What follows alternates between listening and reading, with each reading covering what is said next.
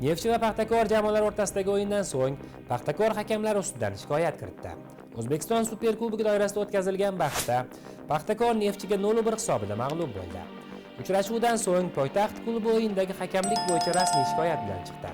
Klub matbuot xizmati xabariga ko'ra, Paxtakor o'z PFL reglamentiga asosan Superkubok o'yindagi hakamlik yuzasidan shikoyat kiritish huquqidan foydalangan. Paxtakor o'z PFL reglamentiga asosan Superkubok o'yindagi hakamlik yuzasidan shikoyat kiritish huquqidan foydalangan.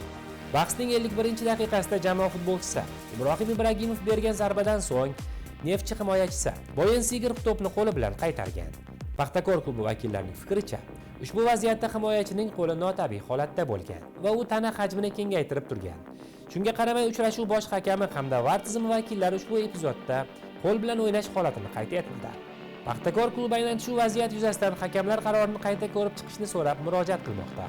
Bu borada ekspertlar qanday fikrda? E'tiboringizni bizning futbol dasturida ketgan intervyuni havola qilamiz. Neftchi o'yinchisini to'p qo'liga tekkanda chiziq ichidamidi, tashqaridami degan savol muhokama qilinyapti-da. Ichida yoki tashqarida bo'lgani bu ikkinchi masala. Bu meni fikrim, bu yerda penalti yo'q edi. Nimaga?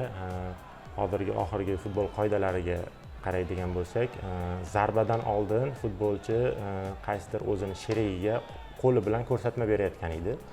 Bu holatda agar zarbadan oldin ko'rsatilayotgan ko'tarilgan qo'l bo'lsa, odatda bu penalti deb belgilanadi.